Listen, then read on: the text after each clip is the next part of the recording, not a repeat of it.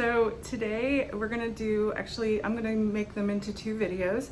My bath bomb recipe. I tried so many recipes, a lot of fails, but the first part that we're going to do is embeds. Embeds are amazing. So inside the round ball of, I wish I had one, I haven't started even the process yet. So inside like the round ball of a bath bomb, instead of just the filling, it is little color squares or shapes or whatever that have different colors that will spurt out in your tub and turn your tub different colors, right?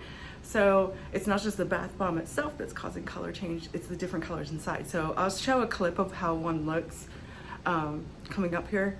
I also share the recipe that you can press pause on the video and screenshot it and you can use it. So the requirement, what you would need is on the recipe, but tools, gloves, gotta protect your hands. For embed, you can use, I'm gonna show you two different versions, an embed maker and a silicone mold. So I'll do two different kinds. I think the silicone mold is a lot cheaper, but if you don't regularly make bath bombs, you don't really need to invest in an embed maker. But I love making bath bombs, so I will show you both. And then we'll do those and then we'll go to another video. I'll put in two videos. So this video is our embeds. The next video will be placing those embeds in a full bath bomb and how it looks. So let's go ahead and get started. Thanks.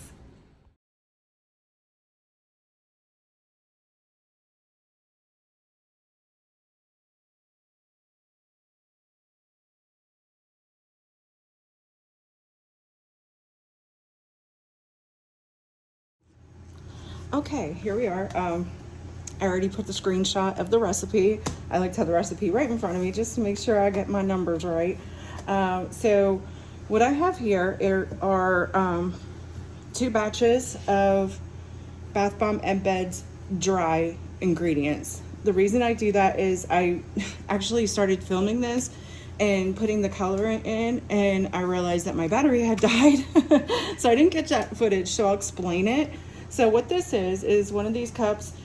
This container, I would just use, you can use any bowl, just not something you're gonna use for food again. These came with my stick blender, it was a part of the package. So I have these to mix up.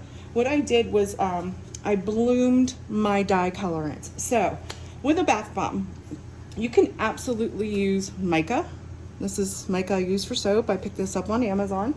You can use food colorant, you can use those things. However, I like to use what's called bath bomb lakes. Called a lake. This is from Crafter's Choice. You can pick this up at Wholesale Supplies Plus or Arizona Soap Supply.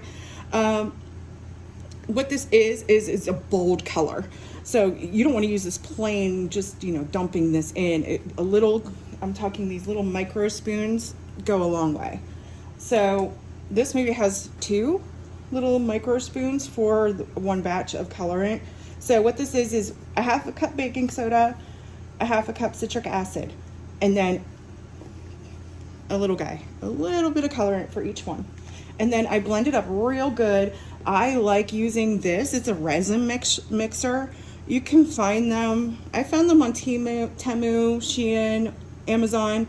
They're so nice because what I do is, the reason we do what's called blooming is we put the dye in with just a small amount of your full mixture without your liquid ingredients, just to get that color dispersed properly, or else you're gonna have chunks of color.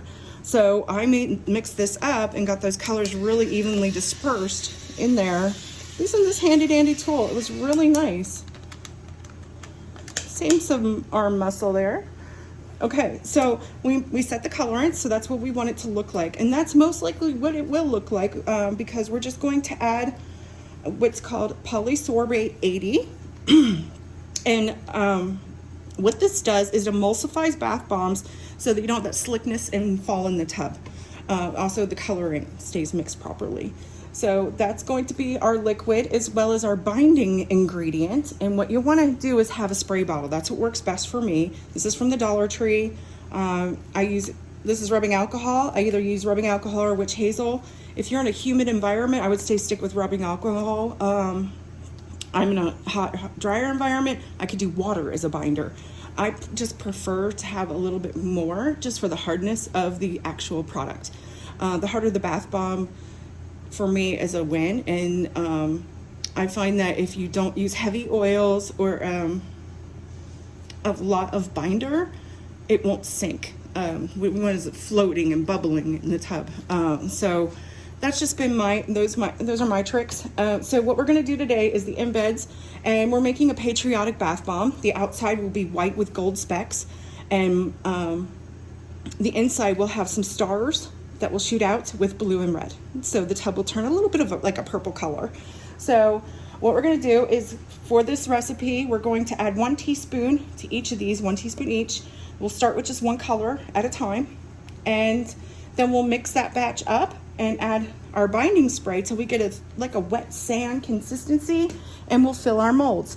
So how we're going to do molds today is I have this really cool embed maker. It's 3D printed from Cada Molds, and actually I think this is where I got their bath bomb recipe that I've found to be the best. So Cada Molds is amazing. I buy a lot of my bath bombs molds there.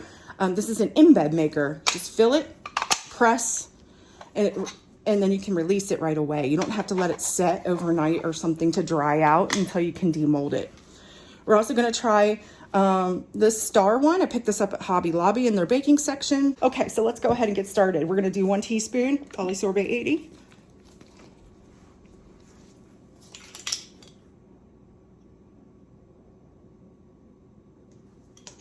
I'm going to wait to put it in the other one because we're not dealing with that one right now.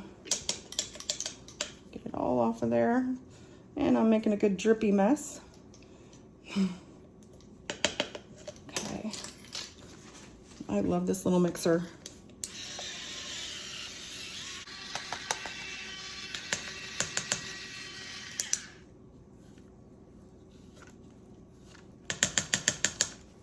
It's a nice blue color. So we're just going to give it a few spritzes. Now what we don't want to do is make this soaking wet, because it'll start activating. I can already see it trying to do that, activating your citric acid. And that's what we want it to do when it hits the bathtub, not right now. So we want to move fast to make sure it does not activate that citric acid. For the actual bath bombs, I'll be using a mixer, an actual kitchen mixer that I use for soap products. But for this little task of embed making, this little gadget is perfect. Okay, so that's good in there.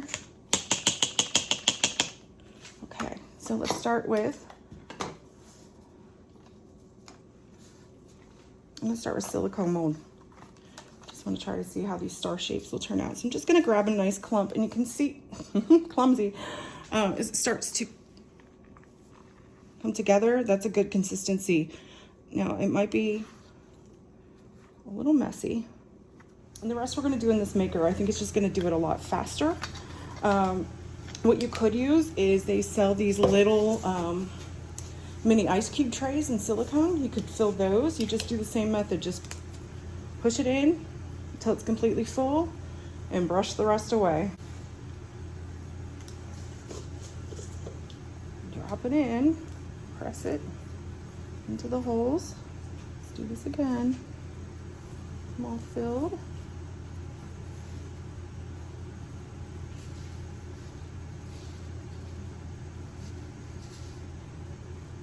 A little bit dry. Okay.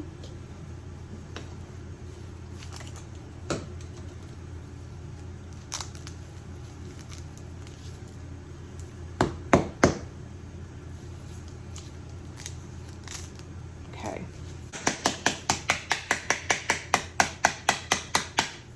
Okay, lift the whole thing up. I like to flip it, see how that comes out. Okay, now we're gonna press. Okay, let's see. And I'll just let those dry out. It's okay if they end up crumbling a little bit in there. Like I said, when they disperse out, it's not gonna keep its shape. So if we have crumbles in there, that's fine too. We'll work on that in the next video with the bath bomb. So I think that could have been a little bit wetter, so we're going to try that with the next one. It's actually the first time I use this embed maker. I just got it It worked really well. Okay.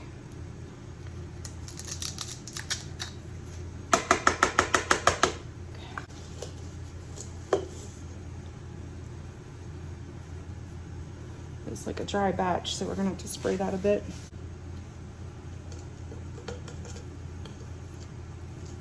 Clear that off. The other piece on. Okay, we're gonna tap the sandwich down, flip it, the whole sandwich flip, and tap again.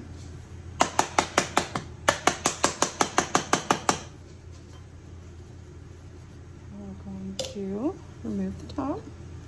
Beautiful little squares, but we're gonna spray because I forgot. Press again.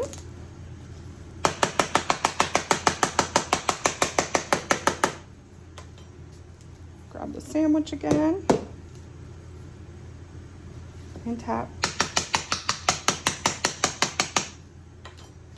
Okay, here we go. Let's take this part off and we'll put it on the towel here and push.